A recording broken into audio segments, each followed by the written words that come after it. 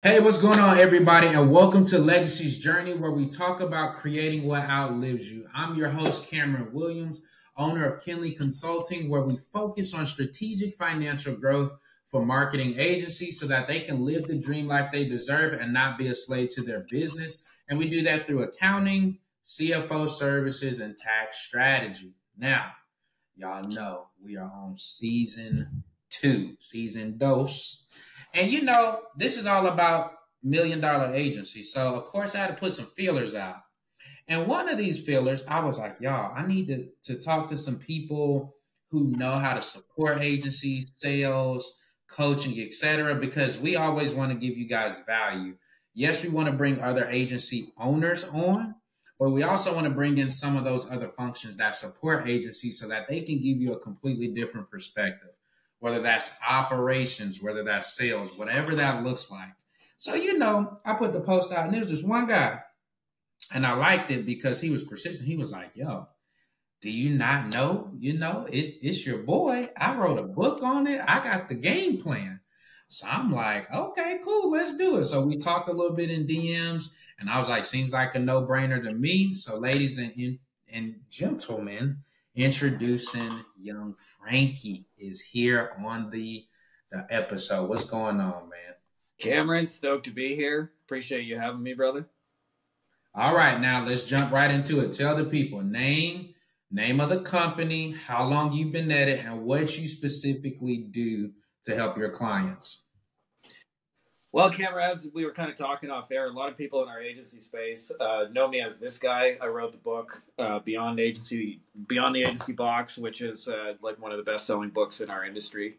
And and I wrote about it really, to be honest with you, because I've grown three different agencies of my own over the years, and I feel like I've made every mistake that a human can possibly make in this business. Although I'm still making plenty today.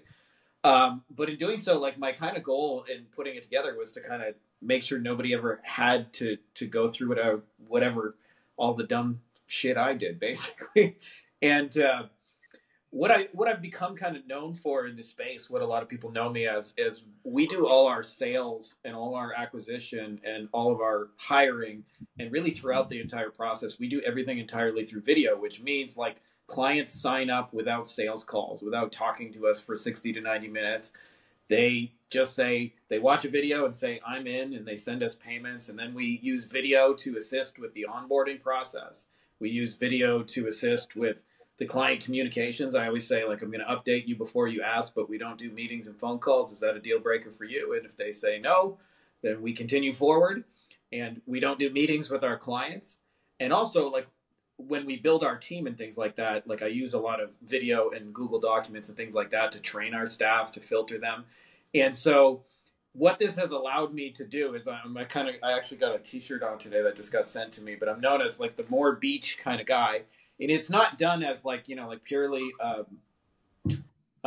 some kind of like magic formula. It's really just making digital you be the hardest working person in your company. And so that's how a lot of people know me, as the guy who sells a lot of stuff through video without actually doing sales calls. Okay. So see, y'all know, I feel like I say this every episode now. I use the phone to take notes. Y'all know this. So, all these guests we have on here are just so smart that they just say things so casually. Notice Frankie was like, yeah, I've had three agencies, three whole businesses that he's done and worked in and made successful over time. So let's dig into that, because some people are on their first one. Some people, I know some that have scrapped the first one because they didn't like how it was set up, and they're on business number two. What are some of the things you learned in that agency journey? Well, you currently have one, but with the ones that you would say were not how you wanted them to be, what are some things that you learned that you could tell the young kid that's 25, or the person that's switching from corporate to this is my first full year going all in? What are some of those things you can kind of warn them to look out for, or don't make this mistake because it's going to cost you like this? I think one of the most hidden, most important kind of metrics in our business, and I see it because one of the things that because I get to consult with like so many different agency owners, like I literally see thousands and thousands of agencies every single year inside. They somebody who's kind of like a mentor in the space, like people bring me their for lack of a better way of saying that. And so I get to see like a lot of the struggles, a lot of the ones that are going well. And I think one of the things that is one of the most important things is like, and I wish I knew how important this was in the beginning, is getting the right people in the door in the first place. I used to think like when I started, like my kind of client criteria, if you could articulate it out loud, it would really just be anyone with a credit card. Like that was my client criteria. Anybody who was willing to pay me to do was a client. And so I kind of said yes to everything.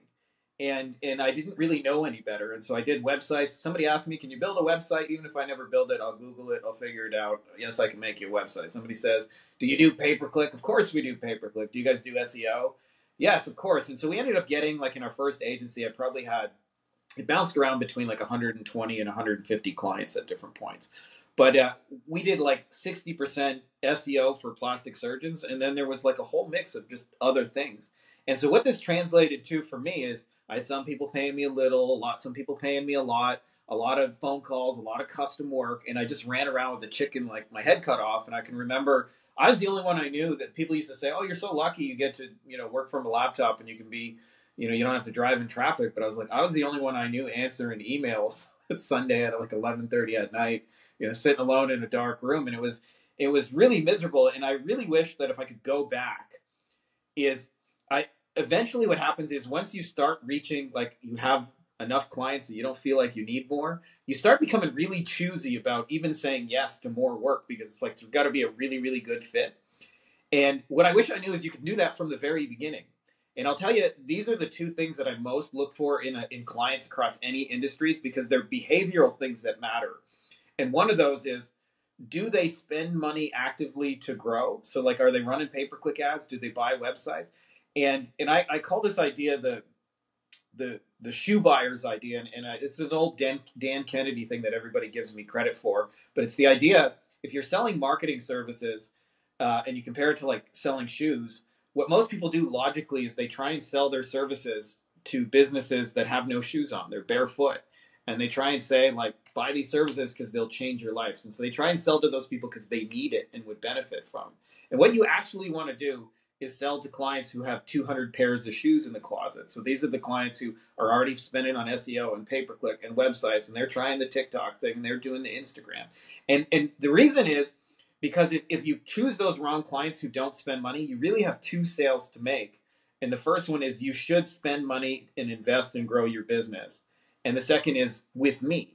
And it's actually the first sale that's the really hard one to make because it's against their behavior. They'll fight you. They'll say, I don't wear shoes. And it's like, hey, we've grown 30 years with word of mouth. Why would we want to spend on Facebook ads now? And so a lot of the client issues that come is like literally they're just trying to convince people who don't spend money that they should spend money, and they'll fight you on it and fight you on it and fight you on it.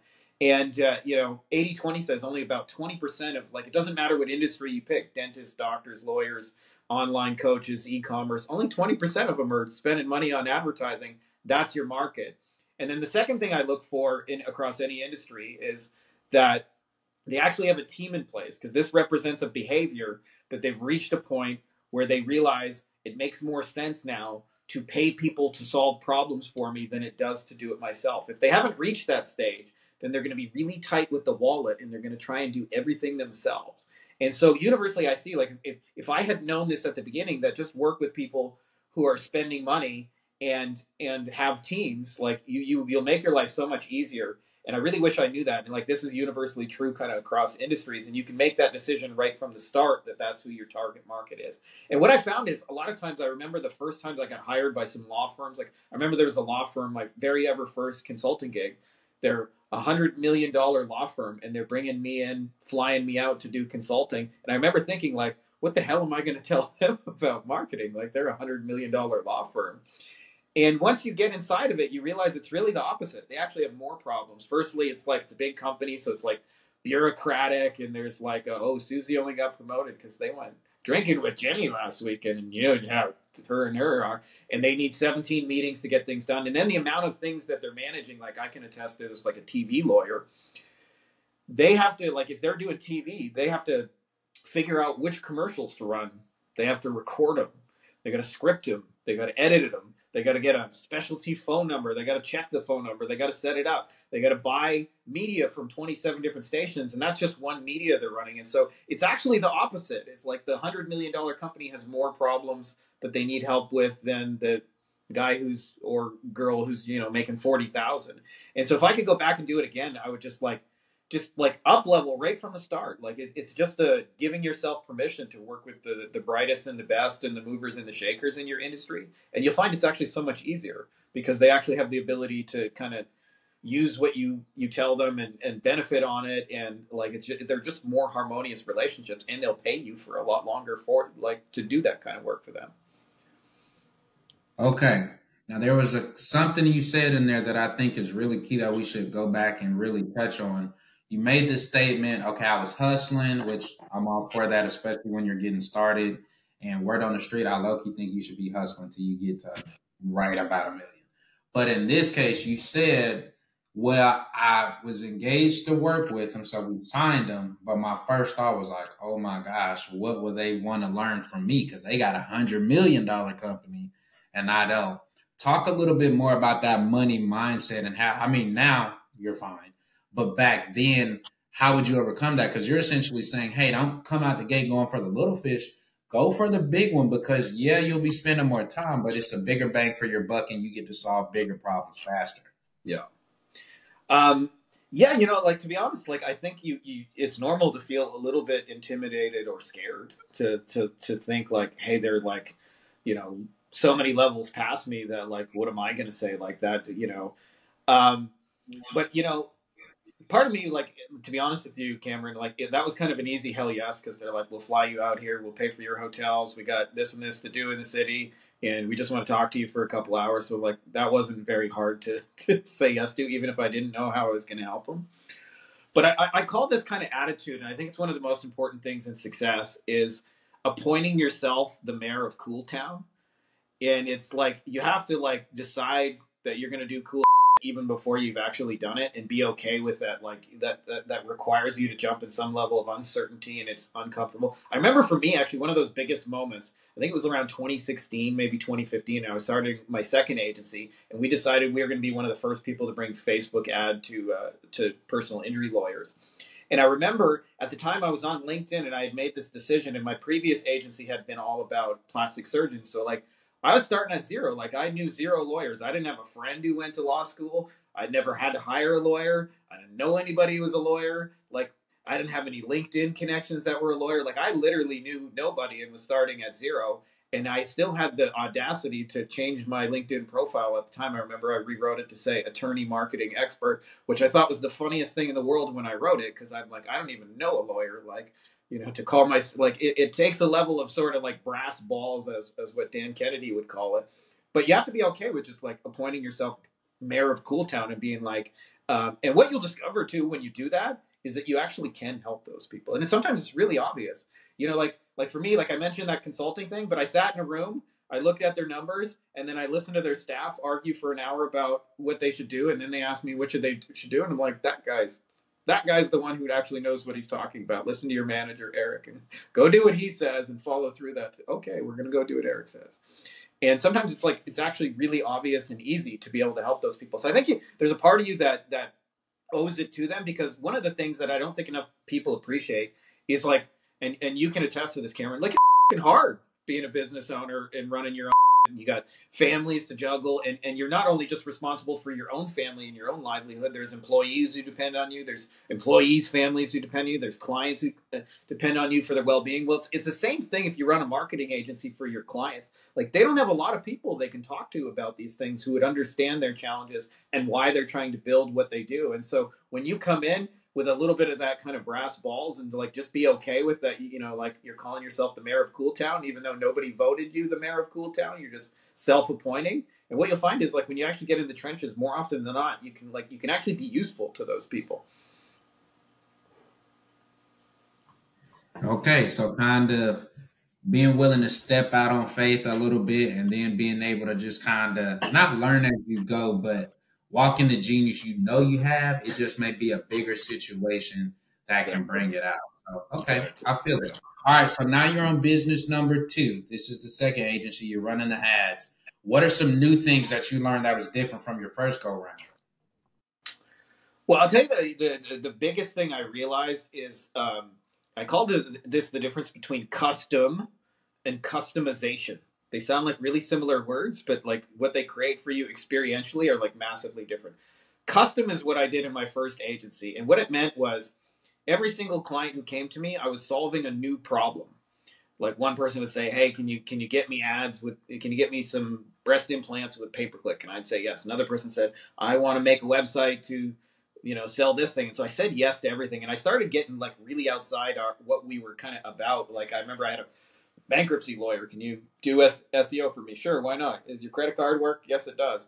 So I did everything for everybody. And what I wish I knew is that anytime you get like hired to do some new work, there's an energy spike to fulfill that. And the way that gets easier, like anybody who's ever gotten a new client can confirm what I said. Like most of the work is in the very beginning, getting them on board and getting them set up, getting access to accounts, having meetings, getting on the same page, and blah blah blah. When it's humming along, it's like 10 times easier.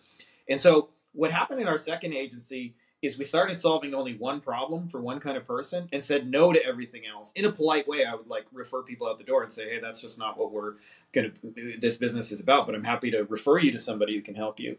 And what ended up happening is I was trying to get these Facebook ads work for injury lawyers, and what we could do is like I could look at the whole thing as a system. And so, like for example, like I think in the early stages we might have had 20 clients. Well, I could, if I had 5 ideas I wanted to try, I could try them across all those different accounts. And when it worked for one, like I gave the same solution to everybody almost instantaneously. It's because I wasn't solving 20 problems for 20 people. I was solving one problem for 20 people. And therefore, anything that was gained for one person could be used elsewhere.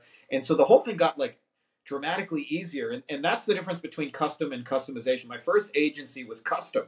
Like you got a credit card and a problem, I'm going to solve it. But what happened is like you got to get really creative sometimes. Someone pays you $800 to make a website. Now you got to go find somebody for $400 who can build that website. So there's a little left over for you. And you got to post on Fiverr and filter through people and Freelancer and Upwork and all these different sites. And that's just one problem. Then the next person says, "Hey, can you do a pay-per-click campaign?" And now I got to figure out landing pages and ad setup and tracking code and blah, blah, blah. And as where once we started just doing customization, and I compared the difference to, like, to use a metaphor, like everybody looks at McDonald's today as what they are, but when they scaled, they literally just sold burgers. That was it. And so they were willing to customize. Customization is like, "Hey, can I get some extra pickles?" Yes, you can. "Can you hold the ketchup? I'm not a fan of ketchup." "Can I get an extra slice of cheese?" Yes, you can. That's customization. Custom is like, I don't really feel like burgers today. Would you guys make me a pizza? And then you go run out the door. And now you got to make a pizza recipe and like, you got to get the 00 flour and you got to make a pizza oven. And then the next person comes in and says, "Do y'all do Chinese food?" And then you're like, "Okay, I got to get a wok, figure out some spring rolls and all of that." And the next person says, "Do you guys do catering?" And now you got to figure out how to drive to a location. And that was like my first business. As long as they came in, like as long as a food issue, I would do it. And in the second agency, it was more like, "No, we just do burgers around here.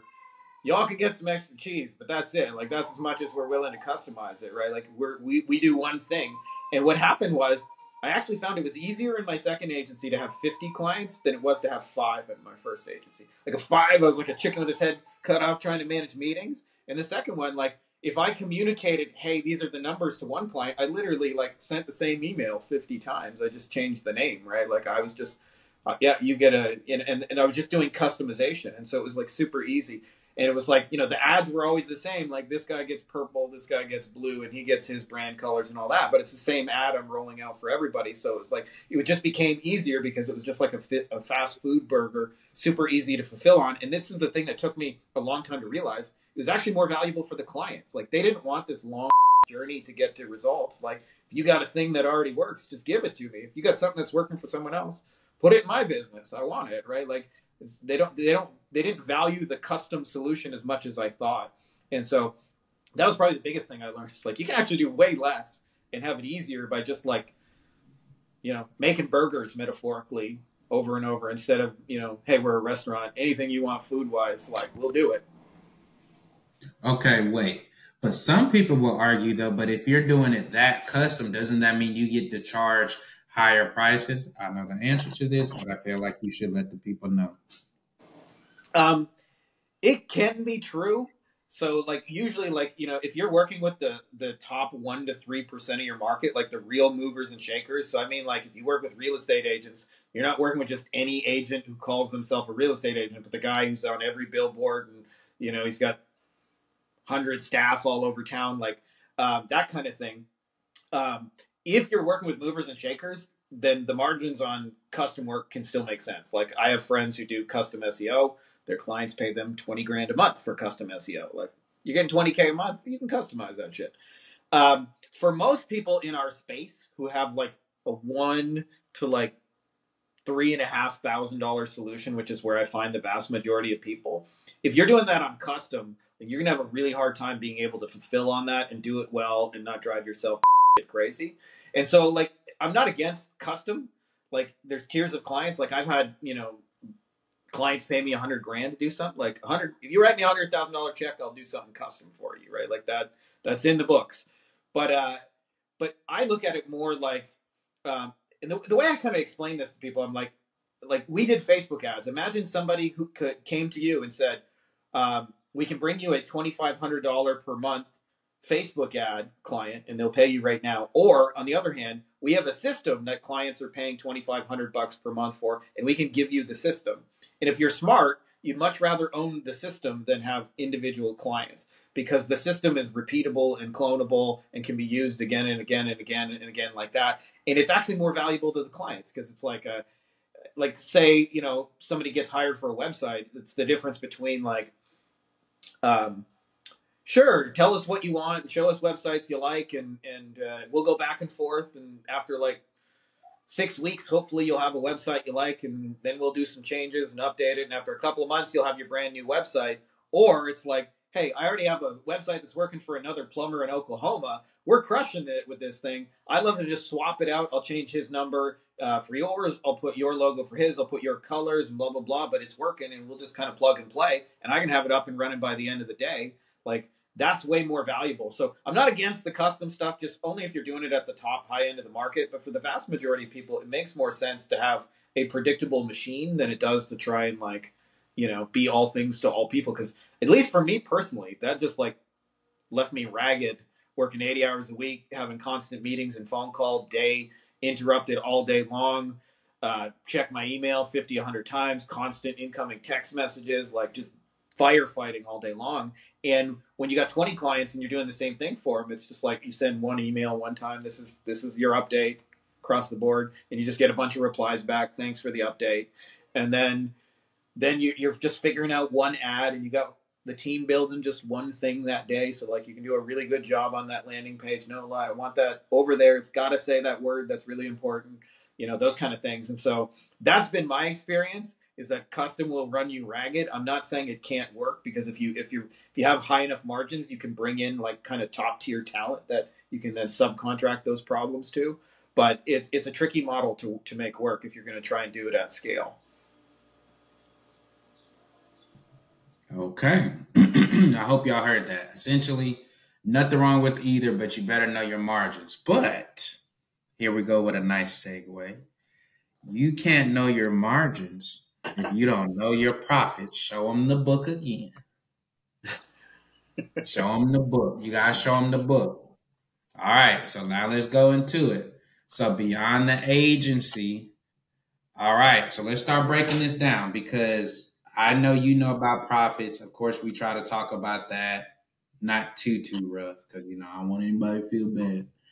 But I think this is super important to drive home the point that you just have, which is, okay, let me reword what he just said. You can do a custom package, website, SEO, whatever for a client, but if it's not profitable, then it does you no good to have made the 50 grand for the project. But when you count up all the hours and the manpower and all the revisions and all the back and forth, I mean, that was 60 or 70 grand in contractor payouts and time utilized. So let's jump into these profits. Biggest thing. Now you said, I'm guessing this is business 3, right? Yeah. We're focusing more on the coaching side. You Yeah. said you worked with you. I think you said 150 other agencies. I've worked with thousands. I mean, like I get Okay, yeah, thousands. So yeah. that means he has data upon data upon data. Tell the people top three biggest financial issues that you see when you start working with a client. Um, I think this is universally true across industries, and I think like in a way that can be the most useful to the biggest number of people. And I'll just kind of relate it to what my journey was in that because in my business, I used to think like once I got to like 10K a month, life would be peachy because I'd never need a job again. And then I got to 10K a month and I never needed a job again. I haven't had a real job in like 20 years. That's been amazing. No alarm clocks and all of that. And then I thought, when I was at 10K, if I could get like to 50 or 100K, I would never have money problems again as long as I lived, and I would never stress about money, and like just everything would be awesome. Right, right. And I think a lot of people think that at some like magic number, you don't have financial worries, and it's really the opposite. Is like when the problems happen in business, like they get bigger fast. So I always say like it makes 90% of your life way easier because like I don't have to stand in line, I don't drive in traffic. I go to the beach on a Tuesday afternoon if I want to go on a Tuesday afternoon. Like I do when I want to do, and there's it's like total freedom and autonomy. But the 10% where it's harder is like exponentially harder. So like for me personally, I remember my wife got pickpocketed with my wallet on her. She went to go take out some money at the money machine. She had my wallet on her. Now I'm the Canadian citizen who's living in Mexico, and my bank was like, "Hey, just come on in, and we'll just get you new cards." And I'm like, "Well, that's great." I'm like 4,000 kilometers away, or I should say, like 2,500 miles away, and not anywhere close. And on top of that, so I had no access for an entire month to my own money as I was trying to figure out that situation. And I still got software to run. I got employees to pay. And so I had to get like crazy creative, which is raising funds. I remember we were selling courses, and I was like, you got to pay me through TransferWise and send it to my Mexican bank account so I can actually pay people. And we were able to keep the machine afloat until I got access back to kind of like the mainstream kind of thing. But it's a really hard period. So I think there's a tendency people think that when you look at businesses and they're successful, that they don't worry about money anymore. And it's the opposite. Most of them realize like I'm just 1, 2, 3, 4, 5, 6 bad months away from this whole thing going to total. And so like they don't usually feel super secure. And I'll tell you a pain point that every business owner experiences is once they get staff, nothing drives you crazy more than when you don't know what to do productively with your staff because you don't really have like productive work for them. So it looks different in different industries. I've heard a dentist say, I really don't like when my hygienist chair is empty. And what he or she means is like, I pay that person 80, 90 grand a year. And when there's a patient there, they make me $40 an hour. But when there's nobody there, they cost me $40 an hour, plus health benefits, plus I got to heat the building, plus I got insurance. What that looks like for like a general contractor is like the crew of guys say, hey, what do you want us to do now, boss? And they don't know what they're supposed to do. And so they go sweep the floors one more time, Cameron. And you're like, but they know deep down like that they're paying him. Like, I'm paying this guy $40 an hour to sweep the floors. And an e-commerce person may have a virtual assistant who says like, what do you want me to do? And they don't know. And so universally what happens is business owners stress about like keeping their staff paid and optimized. And it's a lot of responsibility. Like you realize like, hey, if we just have a couple bad months and I have to lay people off, like they're going to lose their job. Their family's not going to eat. Like you carry those pressure with you all the time. Yeah. And so, what you really do, by the way, as an agency owner, is you actually help business owners with those real things. A lot of times people think, hey, I just run websites. I just run SEO. I just do pay-per-click. I just make funnels. I just got a little go high-level SaaS and things like that. And in reality, what you're really doing for people is in many ways like helping them sleep better at night because you help keep the machine running in an optimal nature where they can actually not worry about those things.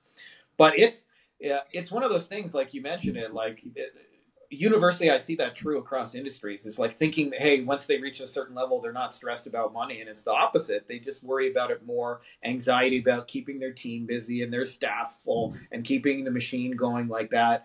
And for all of us, like there's a level of uncertainty in it as well. So I see as well, like business owners in general, we all have like frustrations. Like for me, when the tech doesn't work like it's supposed to, we all have overwhelm where there's just like too much to do at some point. Your brain is like, I have no idea how I'm going to get this to-do list done. That we all have points of being anxious about the future. Like I need that to come through yesterday, and it's still, I'm waiting one more day on it. We all have points like that. Like a lot of times people think, oh, you get past the money anxiety. I actually remember Elon Musk. He sold PayPal and sold some other company. And then he had reinvested into Tesla and some of these other businesses he started, and he had to borrow his rent money. Like, just made $600 million yesterday. Got a, hey Cameron, can you lend me a few bucks so I'm not sleeping on the couch? I'm going to stay at the office this week. So it happens to us all as business owners. And I think a lot of times people look at the part of the life that's 90% better and think, oh, that must be nice. It's all rainbows and butterflies. And for me, like I go to the beach a lot with my kids. I take a lot of selfies there. It's like, that's how we really live. But 10% of my life is like exponentially harder in ways you can't imagine. And that's where you guys as agency owners like come through and are so valuable to people, because you actually help them with those like real life challenges. And that's why I say it's about way more than, pay-per-click and SEO and just websites, because universally, like people need to keep their people busy and productive, and you guys contribute to that.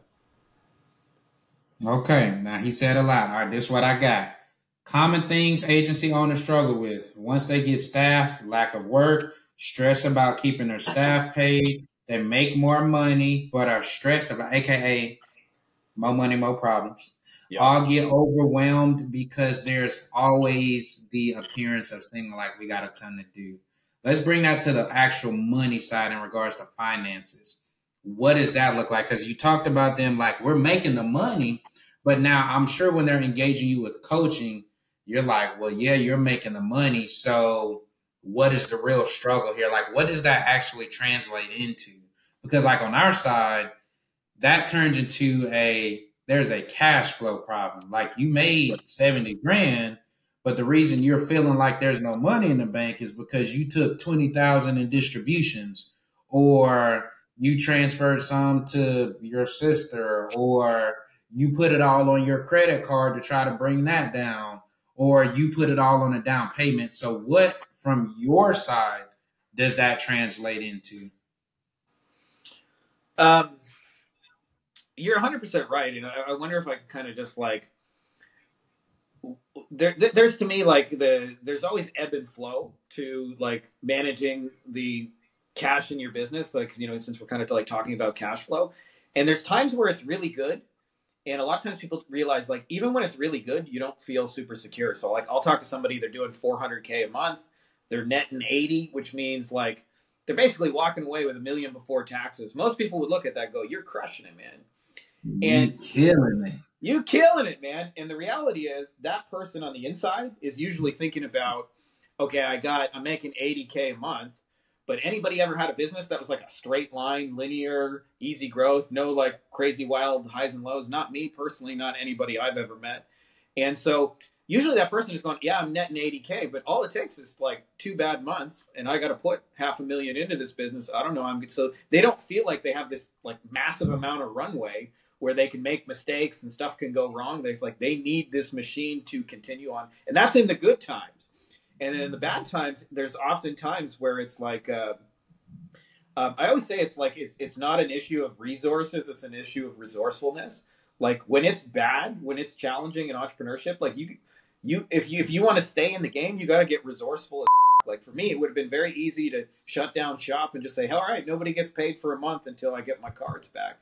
And we also, like you said, more money, more problems. I have a whole team down here in Mexico where I live. Like I don't do around my house. I got a lady who cleans it. I got a nanny who's here right now. I have a babysitter who comes on Friday night, so my lady and I can go on a date. I got a gardener. I got a guy who cleans up after my chickens. I got a guy who washes my car. they all like being paid like real money. And just because I don't have access to is like not a reason for them not to get paid. So like almost always when shit gets hard, I find like the inside of it is just like you got to be resourceful as fuck. Like I've had times where I like ask another business owner or my friend like, hey, can I put these software on your credit card? Like the money's sitting in my account. As soon as I have access to it, I'll pay it all back and I'll give you like, a little tip for your time. But like I'm paying it with borrowed time. I'm like I said, when it gets challenging, it definitely pushes you to be resourceful.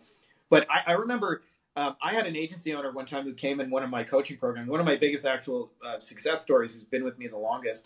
And when he first came in, I remember he said, I know I need to do this because my daughter asked me today if I could have $600 for school, and I didn't have it. And I ended up yelling at her, and he was like, I don't want to ever have to do that again. And just tell me what I need to do. And then when he came in to like buy the program for me, he's like, I'm a little embarrassed to tell you this, but I don't have this on one card. But I have like 4 different credit cards and I could split it up between them. And he was kind of like embarrassed by like, hey, I got to split this up on 4 different credit cards. And I was like, dude, that's resourcefulness, right? Like most people, they check the credit card and if it doesn't have enough, like that's no. They let the first no be final. And being resourceful to me is like, you may hear no 6 times, but you just need one way for it to be a yes. And so there's kind of, I don't know, for me at least, I'm not saying it's true of everybody, but my experience, there's like an ebb and flow. There's like good times where it's going well, you're stoked, but you always got an eye on like, I don't feel like I have a crazy amount of runway where stuff can go wrong. And then there's the bad times of like, you just have to like literally just sometimes pull it out of your ass and find ways to do things when life is telling you no in that moment and not taking no as an answer and not letting it be final. There you go. All right, this is your time. So tell the people. They may be like, man, I like Frankie. I vibe with him. Or I want to be in the coaching program. I don't know what just happened.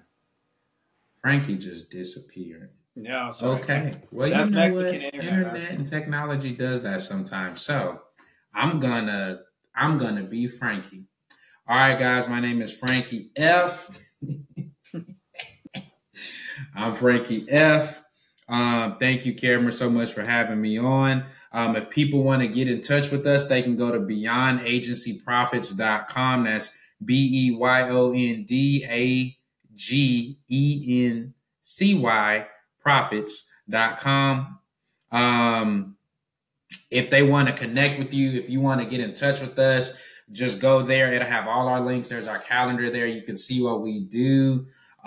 We love working with agency owners. We do have a coaching program where we've helped people go from making, of course, $500K for the first time to making several million.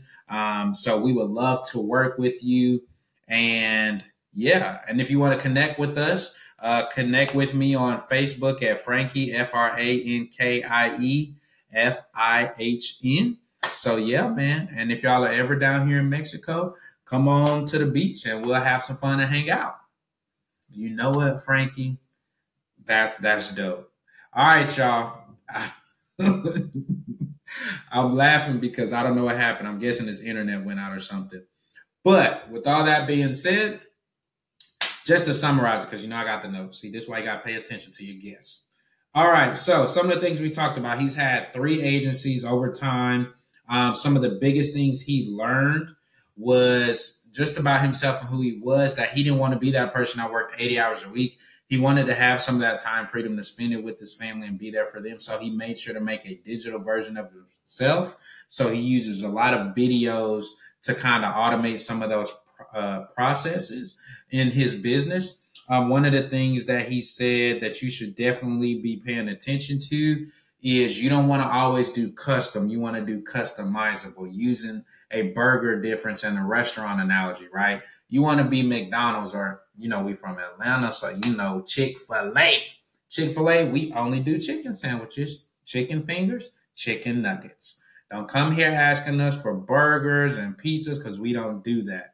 It helps you to be more efficient. You have better margins. You can better help your client because you know what already works and you have the feedbacks and the data to prove it. So that was a good one. He said common things that he's seen agency owners struggle with in coaching them is once they get staff, there's no work to do, stress about keeping their staff paid. They make more money, but are stressed about it more, aka more money, more problems. Shout out to Biggie. All get overwhelmed because there's so many things to do and it may be a short day. Maybe your kid got sick, so you're having to take care of him. Man, I can only work 3 hours a day. What do I get done even though I have this huge task list? He also said 3 things to not do to get to $1 million. One would be like, don't just do flat out cold DMs like door knocking. It would be better for you to build a better connection with a higher person in the niche, somebody who owns the group or is a thought leader, than to go the other way around because you get more bang for your buck.